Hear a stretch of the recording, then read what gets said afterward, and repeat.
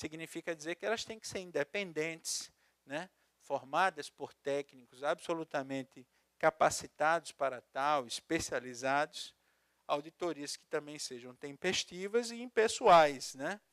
Eu não posso utilizar-me de critérios de definição de escopo de auditoria que tenha por fim atingir quem quer que seja.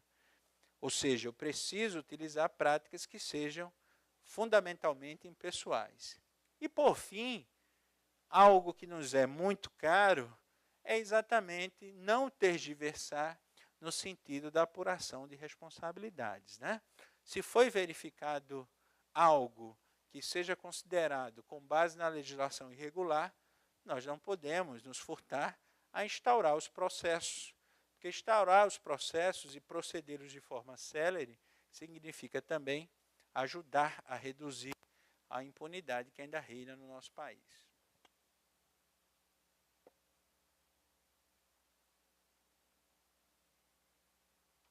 Nós vamos ter um momento para perguntas, né, pessoal? No final, vocês, por favor, vão anotando aí, fiquem à vontade para poder avançarmos um pouco mais no tema. É importante saber que uma das ferramentas também para combater a corrupção é exatamente nós sabermos como é que as fraudes são descobertas. Ou seja, qual é o setor que mais contribui para que os primeiros casos, as primeiras práticas sejam passíveis de controle. E aí, um relatório produzido no longínquo ano de 2002, pela KPMG, né, que é uma das maiores firmas de auditoria mundiais, talvez, estabeleceu alguns estándares. E vocês podem acompanhar aí no gráfico.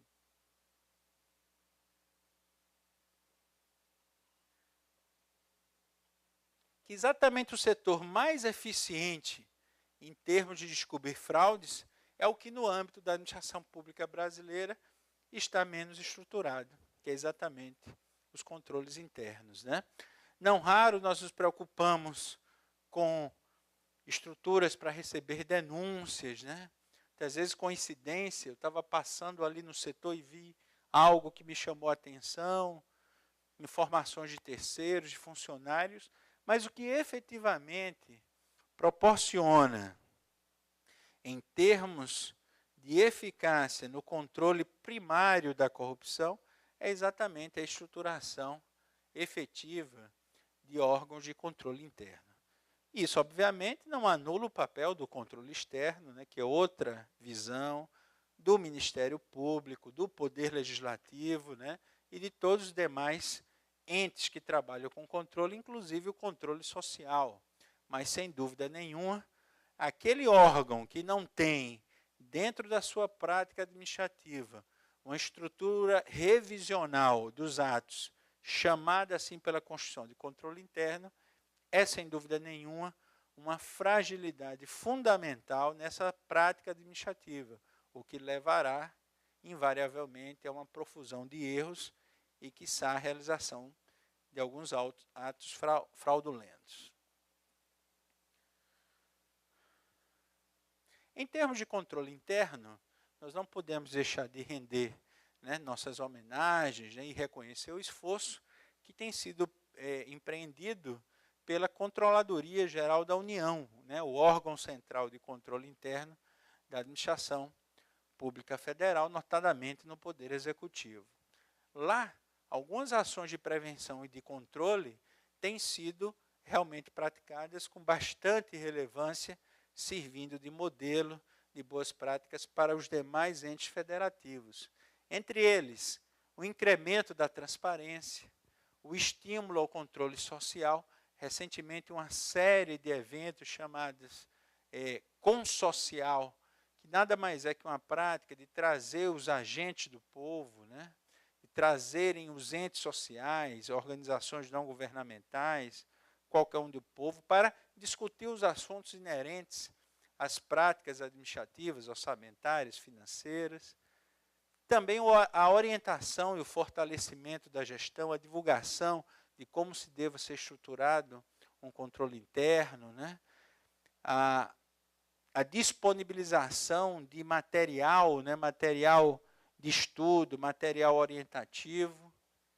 A prática absolutamente importante, fundamental, ganhadora recentemente de um prêmio internacional, salvo engano, perdoe-me se eu estiver me equivocando, de um prêmio concedido pela Organização das Nações Unidas, como sendo das práticas mais relevantes, que é o Observatório da Despesa Pública. O Observatório da Despesa Pública é uma prática que permite o cruzamento de bancos de dados do próprio governo, né, para que eu possa ali verificar a ocorrência, num primeiro momento eletrônica e depois apurada, de algumas fraudes. Por exemplo, eu cruzar o banco de dados do programa Bolsa Família com o banco de dados do Denatran, e ali descobrir que beneficiários, por exemplo, do Bolsa Família, têm veículos de luxo registrados em seu nome. Das duas, uma. Ou está fraudando o Bolsa Família, ou está fraudando a Receita Federal, ou até mesmo o COAF, né, porque talvez seja um laranja, cujos dados estão sendo utilizados para cobertar esse patrimônio. Essas informações estão aí, né? Estão aí disponíveis para todos os entes da federação. Inclusive, há uma linha de crédito, salvo engano, disponível para todos aqueles estados da federação que queiram estabelecer essa parceria para criarem os seus laboratórios, seus observatórios da despesa pública, para proporcionar essa atuação em termos de inteligência da fiscalização.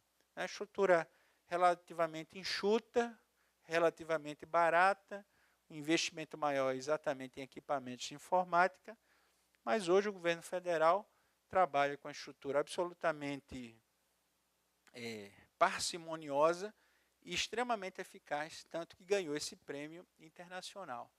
Também algumas ações de prevenção estabelecidas pela CGU dizem respeito à educação para a ética e cidadania, sensibilização que é feita nas escolas, sensibilização que é feita nas pequenas comunas, né, concursos culturais, para que, sem dúvida nenhuma, as pessoas comecem a perceber que essas práticas danosas, elas são, sim, alvo da nossa preocupação, porque isso vai impactar, sem dúvida nenhuma, não só a convivência, né, mas também o bem-estar social das futuras gerações.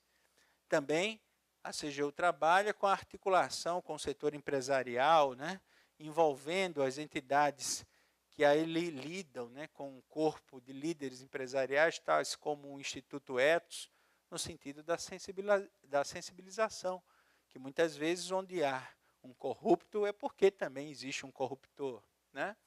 Também o aprimoramento do marco legal, uma das exemplificações desse aprimoramento e também da implementação das convenções internacionais é exatamente o projeto de lei de acesso à informação que acabou convertido em lei em função, sem dúvida nenhuma, de uma atuação também da Controladoria Geral da União.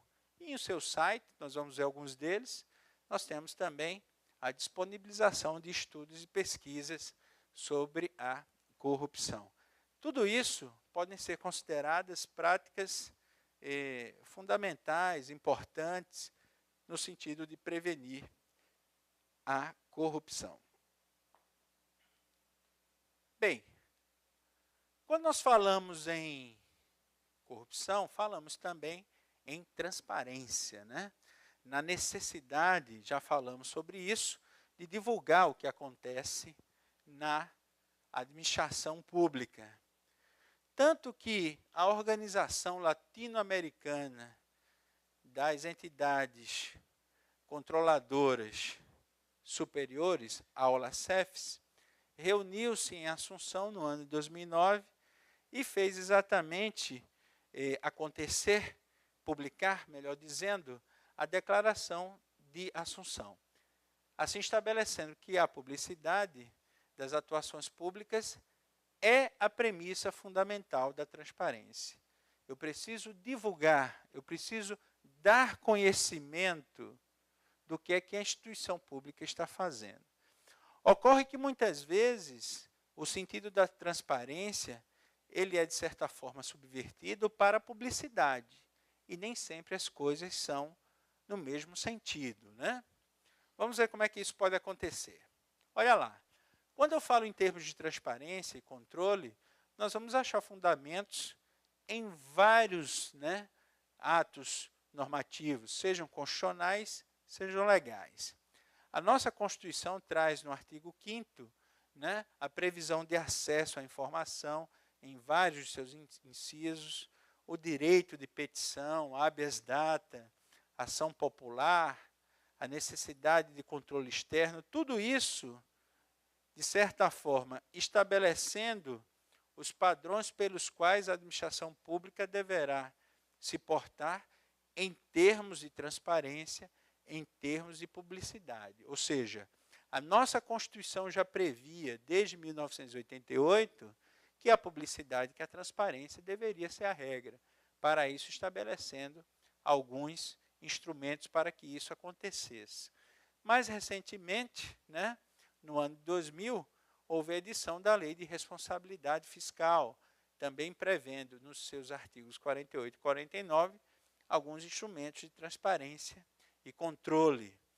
A nossa Lei de Qualidade Fiscal, ainda projeto, está lá no Congresso Nacional, sob o número 248/2009, também traz vários instrumentos de transparência, vários instrumentos para permitir exatamente a publicidade do que é feito em termos públicos. E, por fim, a nossa Lei Geral de Acesso à Informação, a Lei 12.527, anteriormente o Projeto de Lei Complementar 41 de 2010. Ou seja, atualmente o Brasil é prófugo em ferramentas de controle, transparência e publicidade.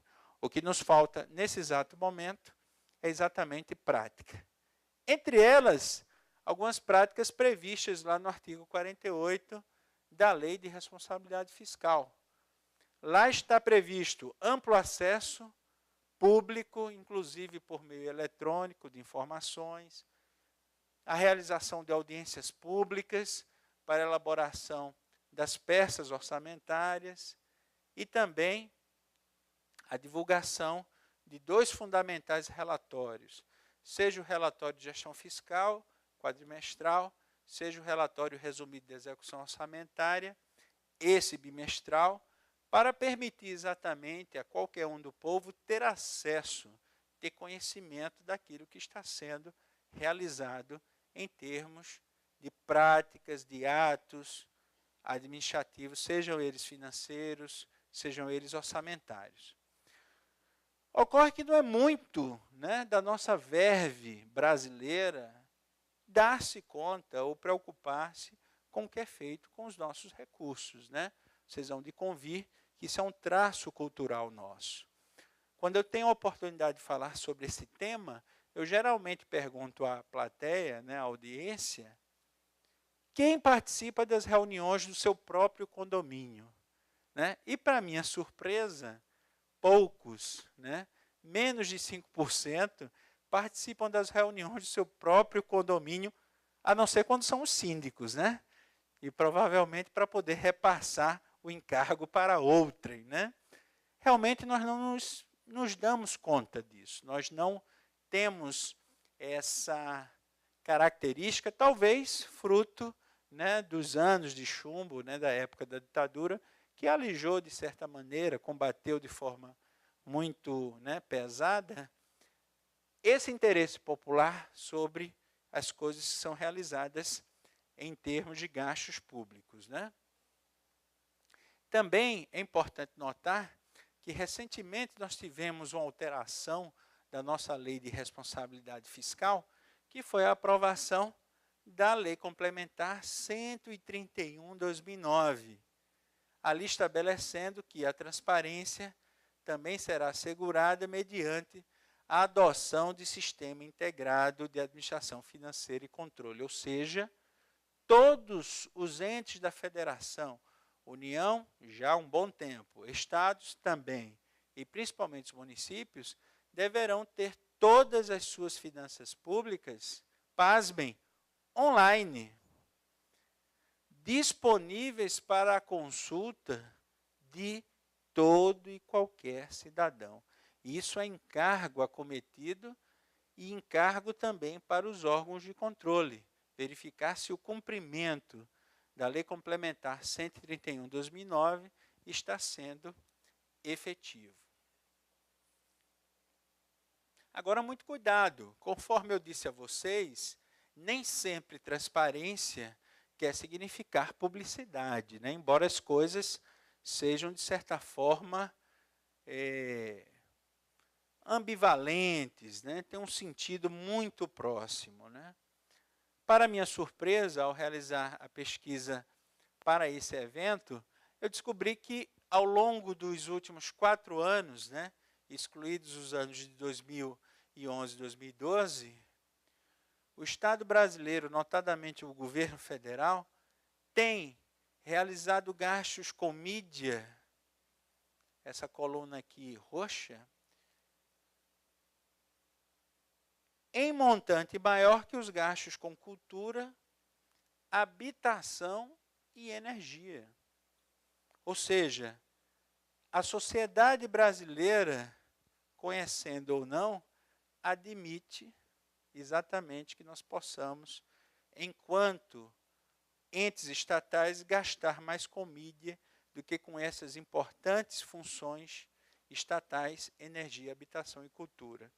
Recentemente, num evento na cidade de Washington, eu tive a oportunidade de perguntar a vários dos palestrantes como era exatamente o tratamento em relação aos gastos com mídia no governo americano. E eles simplesmente não entendiam essa pergunta.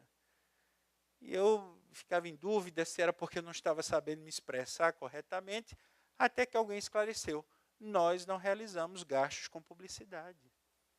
O governo americano, quando quer gastar com publicidade, na verdade, ele convoca uma coletiva de imprensa e a imprensa gratuitamente divulga. Olha, o governo americano vai realizar um programa, sei lá, de combate à obesidade infantil nas escolas. O governo americano, ou seja, não se autoriza, na maior democracia do mundo, né, conhecida e reconhecida, gastos com publicidade. Já no Brasil, nós temos, de fato, esse estado de coisas, né? E também, para minha surpresa, normalmente nós esquecemos a existência de uma lei eleitoral, a Lei 9.504/97.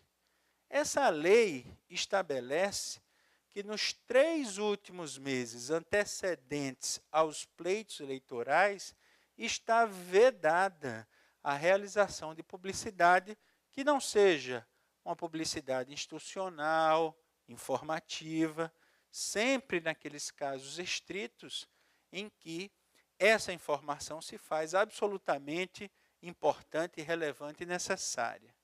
Também na pesquisa feita, verifiquei que no último pleito eleitoral, os gastos com publicidade explodiram, né? Tiveram um aumento exponencial exatamente no período de campanha eleitoral, né? Não foi possível fazer a inferência se esses gastos eram gastos em conformidade com a Lei 9.504/97 ou não, mas, de certa forma, é um dado importante, é uma variável de risco a ser considerada pelos órgãos de controle no Brasil, se de fato, durante a campanha eleitoral, os gastos com publicidade podem verificar esse incremento ou não, né? Talvez isso seja um indicativo de alguma irregularidade em termos dos gastos com publicidade. Bem, agora já me direcionando um pouco mais para o final, temos cerca de meia hora, eu gostaria de falar para vocês que essa questão do acesso à informação, da necessidade de termos disponíveis aquelas informações que me digam respeito ou que são do meu interesse para efeito de pesquisa, para efeito de coleção, para efeito do que eu quiser, é algo que independe da vontade ou não do detentor daquela informação. Isso é um direito previsto na Declaração Universal dos Direitos Humanos, que norteia, né, ou que norteou a edição de várias e várias constituições no mundo ocidental, moderno e democrático.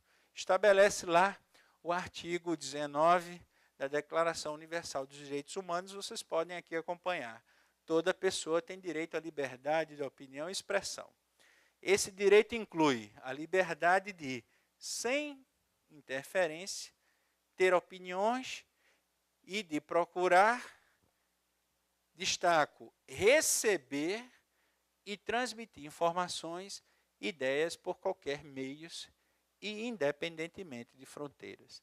É claro que esse direito não é absoluto, né? Eu não posso, para satisfazer o meu interesse pessoal, individual, de informação, colocar em risco toda a coletividade, ou em potencial risco. Por exemplo, digamos que eu queira me informar de quais serão os gastos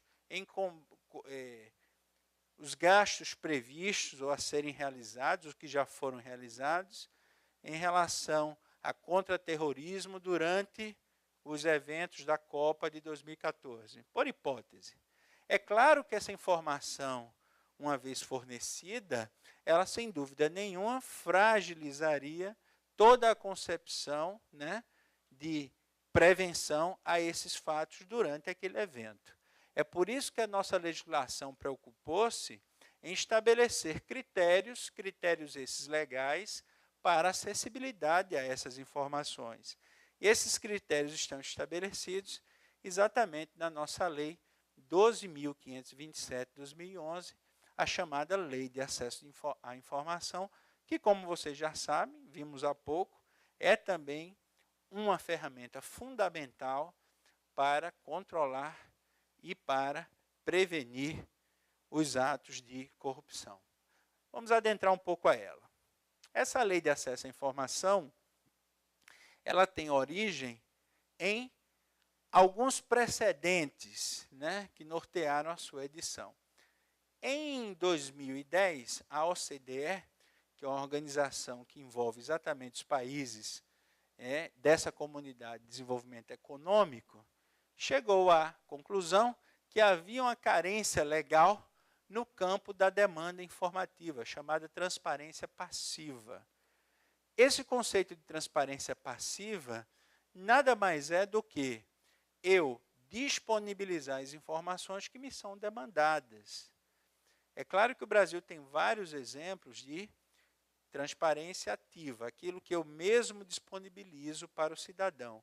Mas aquilo que o cidadão me demanda, eu não estava, até então, preparado para atender, simplesmente porque a regra era, tudo é secreto, né? Eu não posso, você tem que motivar, me dizer para que você quer essa informação. Essa é a realidade toda, foi modificada, né? Isso em função exatamente a um outro grupo instituído internacionalmente, que é o Open Government Partnership, que vedou a participação do Brasil na liderança desse grande grupo, né, que promove práticas de transparência em todo o mundo, porque o Brasil não atendia esse requisito de possuir uma lei de acesso à informação. Nesse estado de coisas, chegou-se à conclusão que era necessário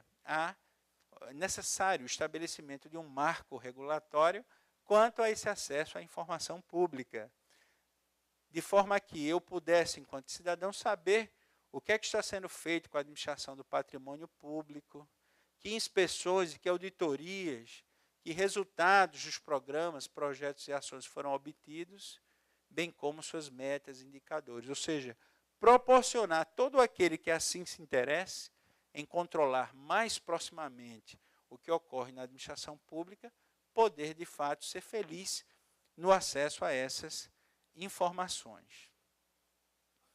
Também verificamos que a lei estabelece hipóteses e prazos de sigilo, né?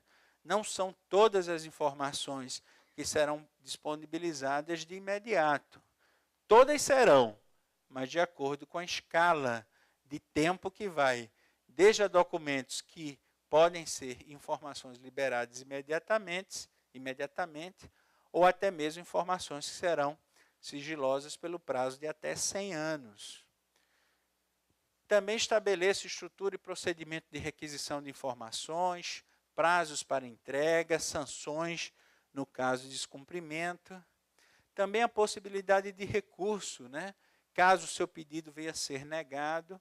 Ou seja, a nossa lei, de certa maneira, ou de todas as maneiras, vem exatamente a regulamentar o previsto no inciso 33 do artigo 5º da Constituição Federal, visando, de fato, a garantir, o que vocês podem acompanhar, ao cidadão o exercício do seu direito de acesso à informação.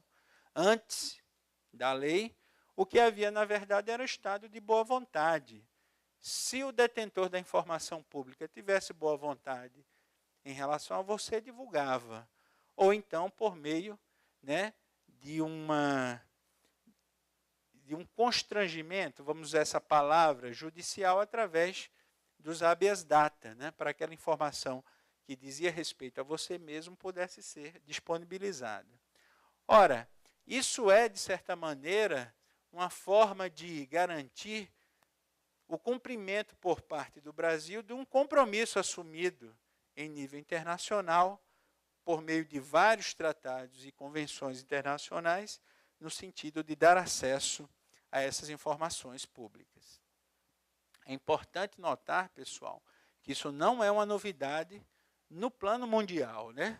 Existem mais de 93 países que já possuem suas leis de acesso à informação, né? Entre eles Estados Unidos, Inglaterra, Índia, México, Chile, Uruguai. Atualmente, no plano mundial, né, esse direito é regulamentado para mais de 5 bilhões de pessoas. E nos Estados Unidos, em especial, essa lei existe há mais de 50 anos. Né? Hoje há toda a estrutura burocrática, administrativa, para o atendimento a essas demandas. Muitas das informações são obtidas hoje por meios eletrônicos, né, através da rede mundial de computadores. O que nós não podemos esquecer, quando estamos tratando da lei de acesso à informação, é que a lógica mudou. O comando central da lei é o acesso à informação é a regra, sendo o sigilo a exceção. Nós temos dificuldades de ordem prática, né?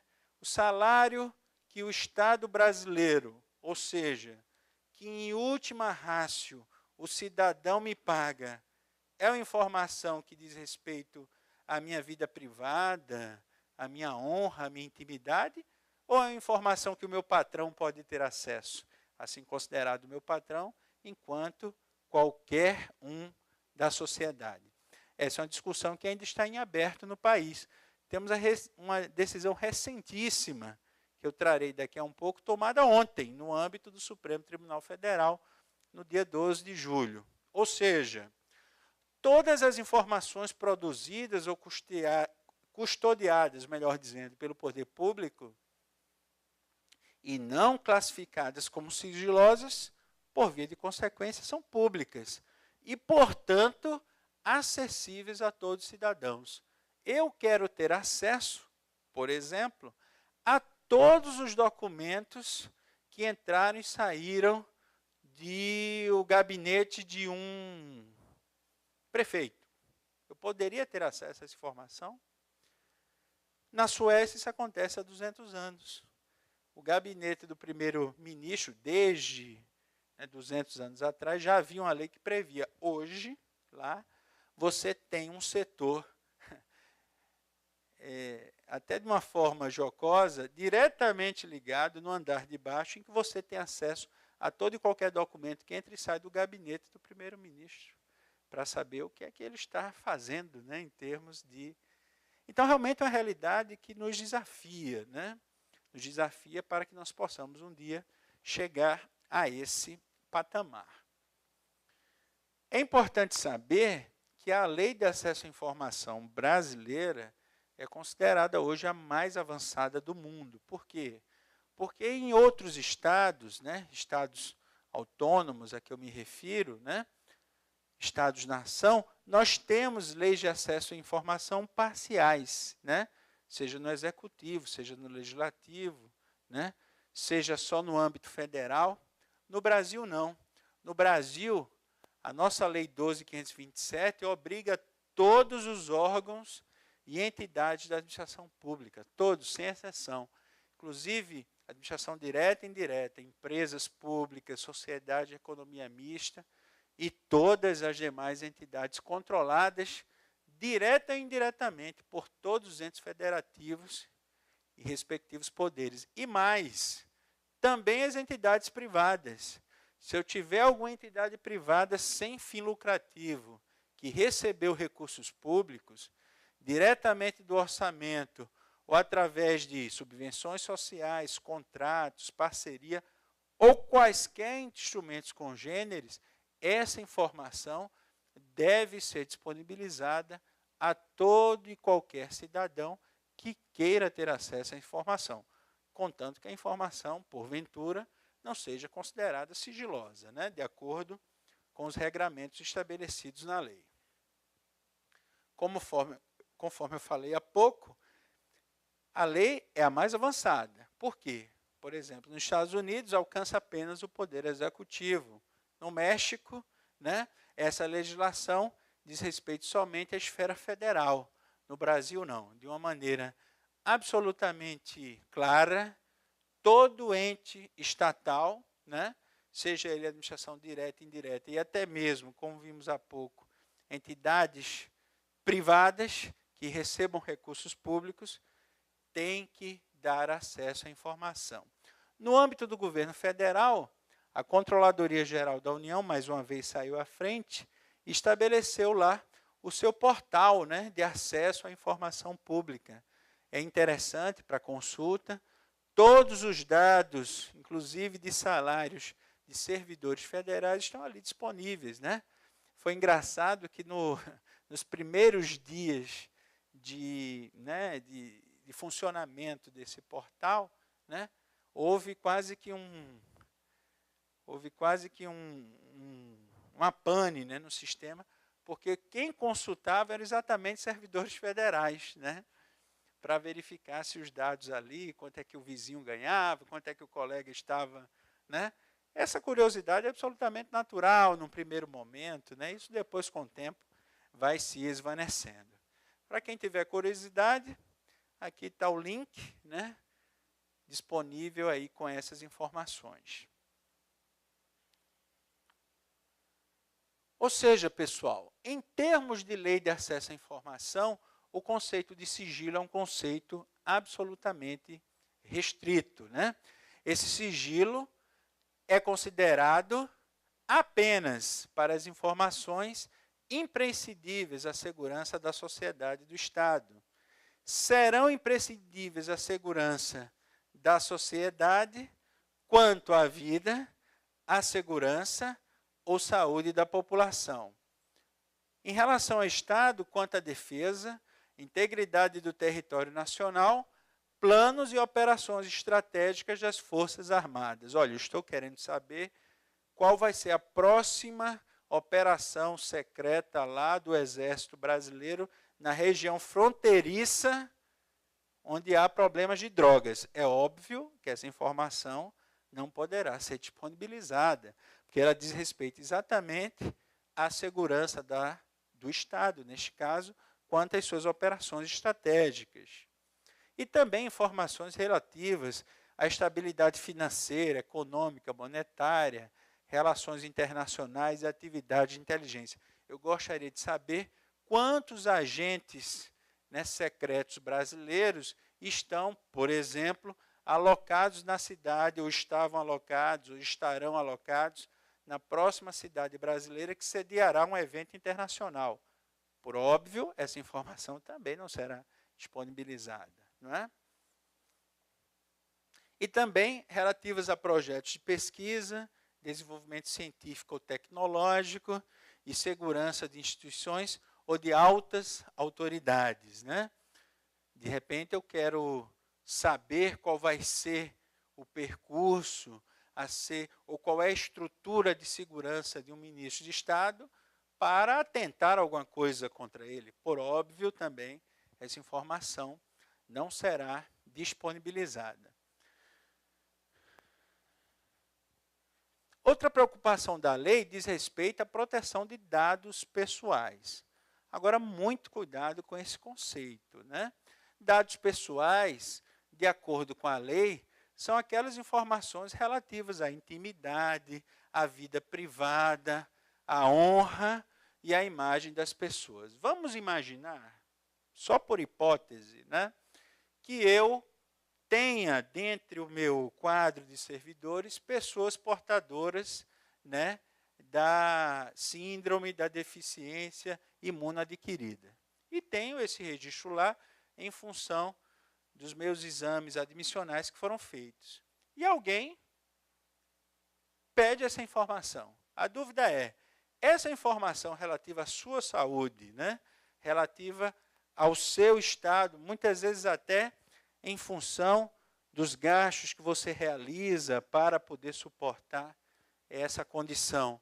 Essa informação estaria disponível para a sociedade? Essa informação seria informação inerente à intimidade, à vida privada, à honra e à imagem das pessoas? Isso vai depender, muitas vezes, no caso em concreto, de um bom senso, né? É por isso que a lei prevê hipóteses de recurso, caso a sua demanda informativa não seja de plano atendida, né? Nesse caso, o acesso é restrito, independentemente de classificação de sigilo, pelo prazo de 100 anos, com algumas exceções. Eu, que sou o servidor, autorizo. Olha, tudo que for meu, pode divulgar, qual o time que eu torço, qual é a minha religião, quais são as entidades que eu contribuo. Ou seja, quando a pessoa autoriza, obviamente, ela está disponibilizando um direito que lhe é caro, não haveria problema. Caso também essa informação diga respeito à necessidade da apuração de irregularidades. Eu declarei que era, porventura, portador de alguma doença, entrei com um pedido meu de aposentadoria por invalidez, e essa informação está sendo sindicada, está sendo investigada. Essa informação, a quem de direito, a autoridade responsável por apurar, poderá ser, embora diga respeito a um dado pessoal, poderá ser também disponibilizada. Cumprimento de ordem judicial, defesa de direitos humanos, proteção de interesse público preponderante. A grande dúvida que diz respeito hoje a esses dados pessoais é, e o salário, né? O salário, né? Ele é ou não informação pública? Ontem, o ministro Aires Brito, né, do Supremo Tribunal Federal, cassou uma decisão de uma juíza federal de primeira instância, exatamente no sentido de liberar a divulgação de servidores e de seus salários federais dos 3 poderes na internet. Pois, segundo a decisão do ministro, a remuneração dos agentes públicos representa informação de interesse público, atendendo a um pedido que havia sido formulado pela Advocacia Geral da União. Embora, obviamente, não seja uma decisão colegiada, já aponta uma tendência muito forte, assim como acontece em todos os países que têm suas leis de acesso à informação há várias décadas, de que salário, de fato, não é uma informação que diga respeito à intimidade, à vida privada, à honra e muito menos imagem das pessoas. É informação de interesse orçamentário e financeiro e, portanto, pública. Só para concluir, e de fato eu estou no meu penúltimo slide, essa lei brasileira, ela tem, digamos assim, seus fundamentos, foi buscar os seus precedentes, fundamentalmente na Lei de Acesso à Informação, a Lei de Liberdade da Informação americana, que é uma lei federal que permite a divulgação total ou parcial de informações inéditas e de documentos controlados. Essa lei foi promulgada pelo presidente Lyndon Johnson ainda nos idos de 66. Ao longo de sua vigência, essa lei foi por diversas vezes alterada, modificada, e recentemente, né, o presidente Barack Obama teve a oportunidade de declarar que, diante de um cenário de dúvidas, a transparência deve prevalecer. Por quê? Porque a informação não deve ser mantida confidencial simplesmente porque ela vai constranger o governo, né? Ou vai constranger oficiais ou servidores diante da descoberta e revelação de possíveis erros, ou diante de especulações ou medos abstratos. Então, olha, se o meu salário estiver na internet, eu passarei a ser alvo de todos os sequestradores do Brasil. Isso não é bem assim, né, pessoal? Ou seja, esses medos abstratos, no exemplo norte-americano, isso já foi há muito superado. Ou seja, e aí eu finalizo, estamos realmente diante de um novo cenário.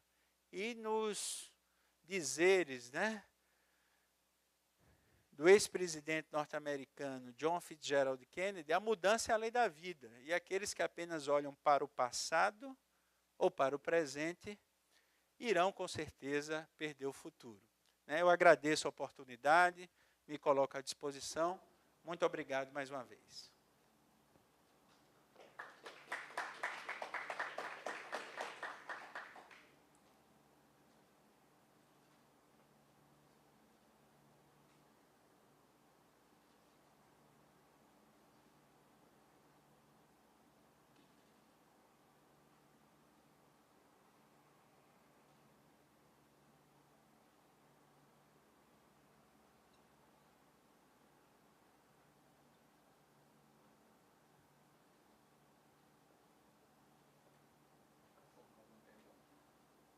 Estamos abertos para perguntas.